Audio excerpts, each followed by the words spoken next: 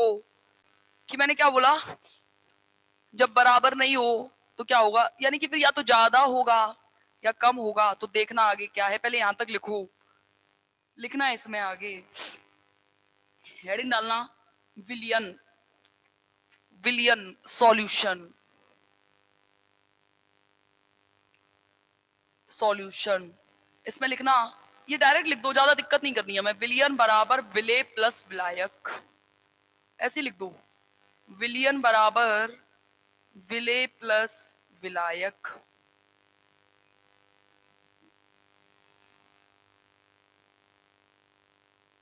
यहां नीचे लिख देना, विले के नीचे लिख देना मात्रा कम हो और विलायक के नीचे लिख देना मात्रा ज्यादा हो। विले के नीचे लिख देना मात्रा कम हो और विलायक के नीचे लिख देना मात्रा ज्यादा हो।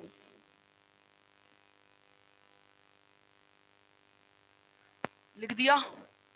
अब लिखना विलियन के प्रकार, टाइप्स ऑफ सॉल्यूशन,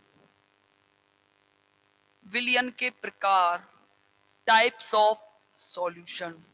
इसमें लिखना पहला आदर्श विलियन, आदर्श विलियन, आइडियल सॉल्यूशन।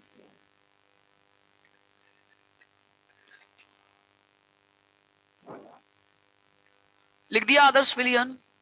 आदर्श विलियन में लिखना, कुछ नहीं करना, बस इतना करना है, ये लिखो विलायक, विलायक,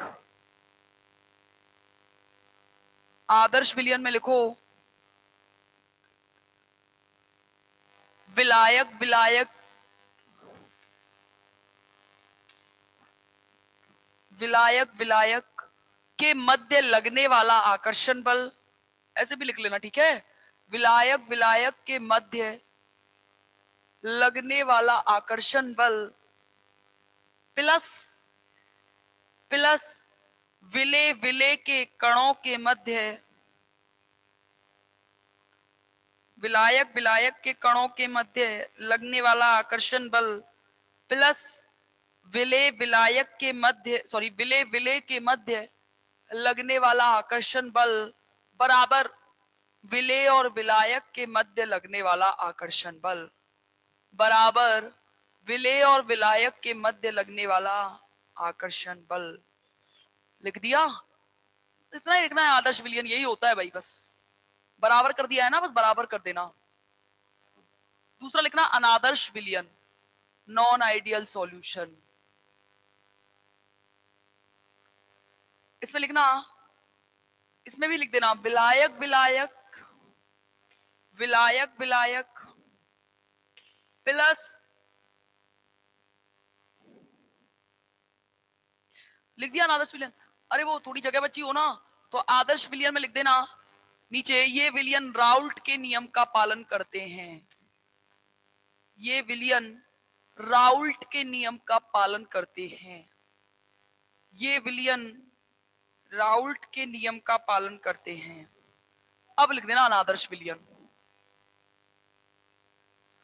अनादर्श विलियन। इसमें लिख देना वही सेम, विलायक, विलायक के मध्य लगने वाला प्लस विले, विले के मध्य लगने वाला इज नॉट इक्वल टू विले, विलायक के मध्य लगने वाला।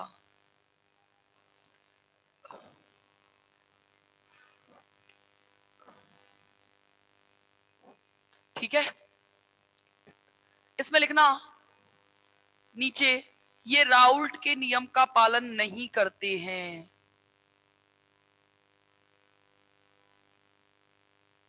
ये राउल्ट के नियम का पालन नहीं करते हैं।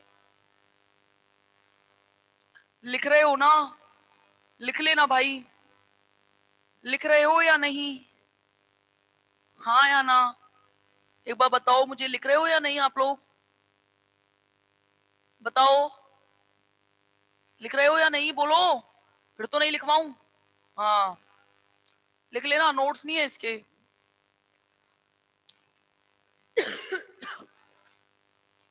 लिख लिया, ये राउल्ट के नियम का पालन नहीं करते हैं। तो इसमें लिखना अनादर्श विलियन के प्रकार, ये पढ़ना है भाई, ये करवा के फिर राउल्ट के नियम पढ़ेंगे। चलो छोड़ो, छोड़ो, धनात्मक विचलन है ही नहीं आपके सिलेबस में, आपके सिलेबस में सिर्फ, चलो लिख लो लिख लो, अनादर्श विलयन के प्रकार।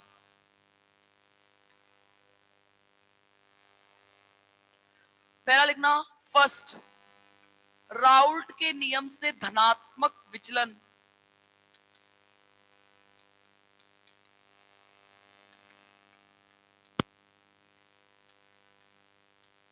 धनात्मक विचलन दर्शाने वाले विलयन।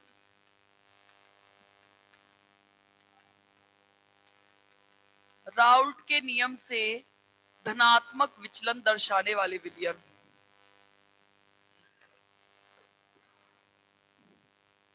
देखो भाई, आपने क्या पढ़ा?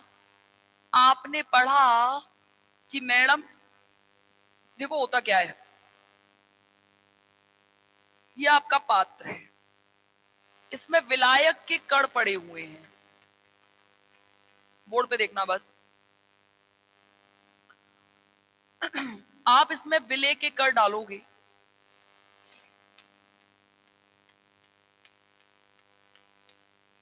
डालोगे ना, होगा क्या, वही सेम 3 बल कार्य करने हैं। अब देखो, इधर देखना, विलय विलायक के मध्य आकर्षण बल बराबर विलय विलय के मध्य प्लस विलायक विलायक के मध्य। देखना, मेरी बात ध्यान से सुनना, विलय और विलायक के मध्य लगने वाला आकर्षण बल का मान धनात्मक विचलन दर्शाने वाले यौगिक समझा रही हूं। अगर विलय और विलायक के मध्य लगने वाला आकर्षण बल का मान इन दोनों के मध्य लगने वाले आकर्षण बल से कम हो जाए, तो ऐसे समय में क्या होगा, ये देखो ढंग से। होगा क्या, देखो, जैसे ही, अब इस डायग्राम पे आ जाओ, जैसे आप विलायक के कणों के मध्य विलय के कण डालोगे तो क्या होगा, अट्रैक्शन फोर्स कम होगा या नहीं? यानी कि होगा क्या कि विलय और विलायक के कण एक दूसरे से ऐसे हो जाएगा, देखो ये सिस्टम होगा, ऐसे हो जाएगा, ये कण यहां, ये कण यहां, यानी कि विलय ये है, विलायक ये है, तो इन दोनों के बीच में जो डिफरेंस है वो ज्यादा हो जाएगा, आकर्षण बल जो है वो कम हो गया है। और अगर आकर्षण बल कम हो गया है तो इसका मतलब एक दूसरे के नजदीक तो होंगे नहीं, दूर दूर होंगे। और अगर ये दूर दूर होंगे तो दूरी की वजह से क्या होगा, जितने पहले विलय के कण आ सकते थे उससे कहीं और ज्यादा विलय के कण इस जगह होने की वजह से आ पाएंगे या नहीं? यानी कि अब विलय के कणों की संख्या क्या हो जाएगी, बढ़ेगी या नहीं? और अगर बढ़ेगी तो बढ़ने की वजह से वृद्धि, वृद्धि को हम क्या लिख सकते हैं कि धनात्मक। वृद्धि की वजह से ये क्या दिखा जाएंगे, ये धनात्मक विचलन दिखा जाएंगे। देखो, अट्रैक्शन फोर्स कम होगा तो विलय और विलायक के कणों के बीच दूरी ज्यादा होगी, और अगर दूरी ज्यादा होगी तो दूरी की ज्यादा होगी तो पहले से ज्यादा क्या आ पाएंगे, विलय के कण आ पाएंगे, और पहले से ज्यादा विलय के कण आ पाएंगे तो वो राउल्ट के नियम से कैसा, धनात्मक विचलन दिखाएंगे। इसके विपरीत अगर ये ग्रेटर देन हो, देखो भाई, अब आकर्षण बल ज्यादा हो गया है, अब जो ये स्थिति है ये ऐसे ना रह के ये रहेगी।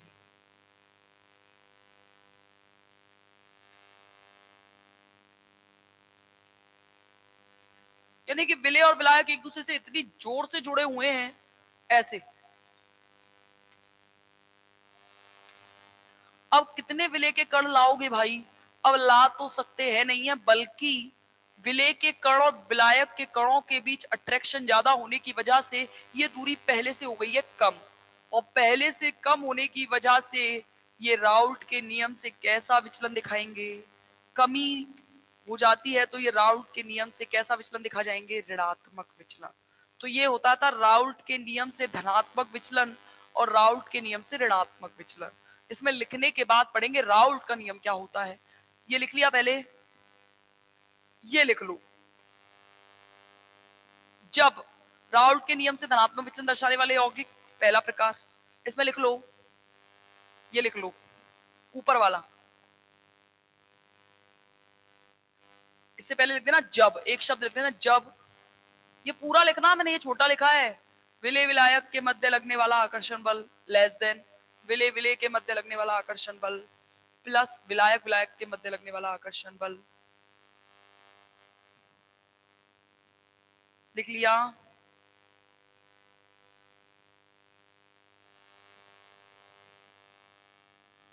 तो लिखना इस स्थिति में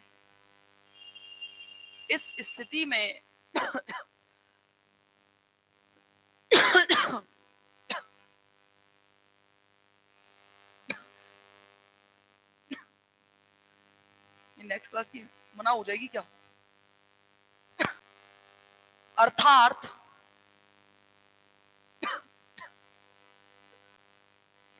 विलय और विलायक के मध्य आकर्षण बल कम हो जाता है, जिससे इन कणों के बीच दूरी बढ़ जाती है। इन कणों के बीच दूरी बढ़ जाती है। सर आ गई क्या?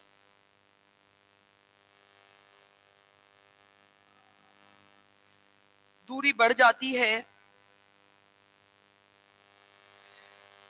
जिसके कारण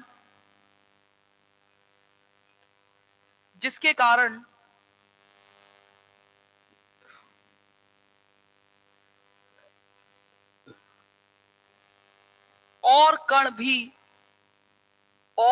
भी वाष्पीकृत हो सकते हैं। और कण भी वाष्पीकृत हो सकते हैं, जिससे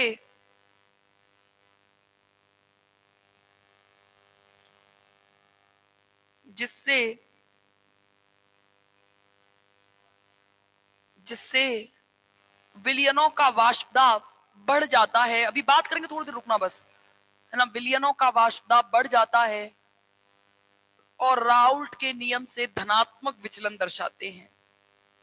राउल्ट के नियम से धनात्मक विचलन दर्शाते हैं।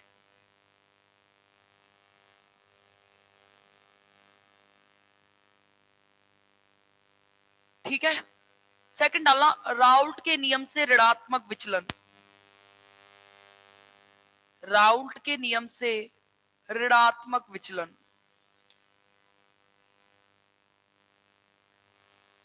ठीक है, इसमें लिख लेना सेम यही, बस ये ग्रेटर देन आ जाएगा।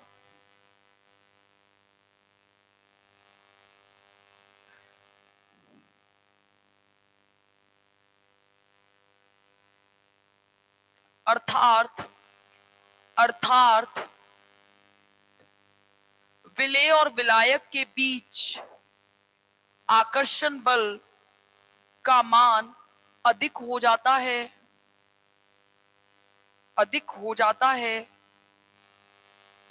जिससे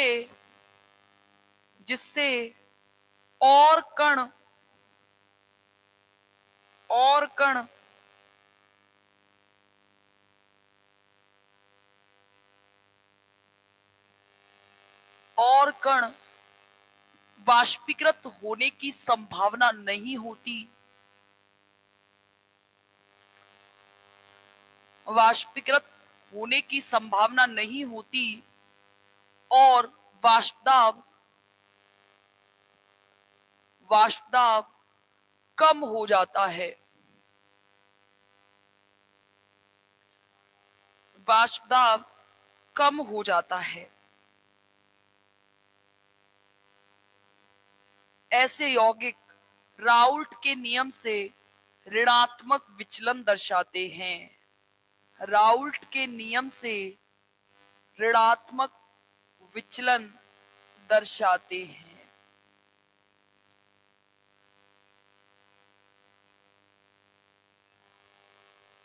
हेडिंग डालना राउल्ट का नियम।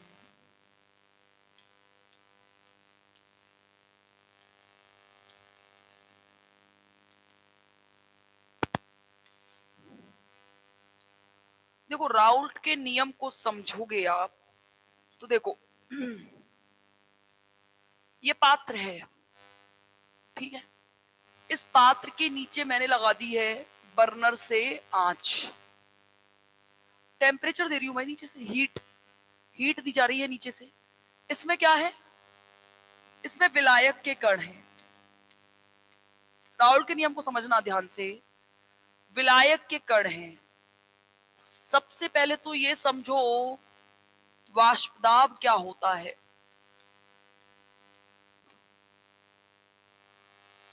ठीक है। फिर इसके बाद समझना वाष्पशील क्या होता है, क्योंकि ये वर्ड्स आने चाहिए।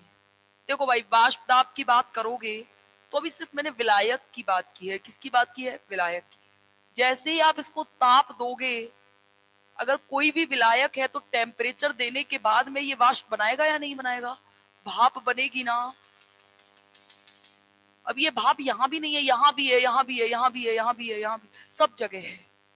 तो इस वाष्प के कणों के द्वारा पात्र की दीवारों पर लगाया जाने वाला दाब वाष्प दाब कहलाता है। वाष्प के कणों के द्वारा पात्र की दीवारों पर लगाया जाने वाला दाब क्या कहलाता है, वाष्प दाब कहलाता है। और एक होता है वाष्पशील और एक होता है अवाष्पशील।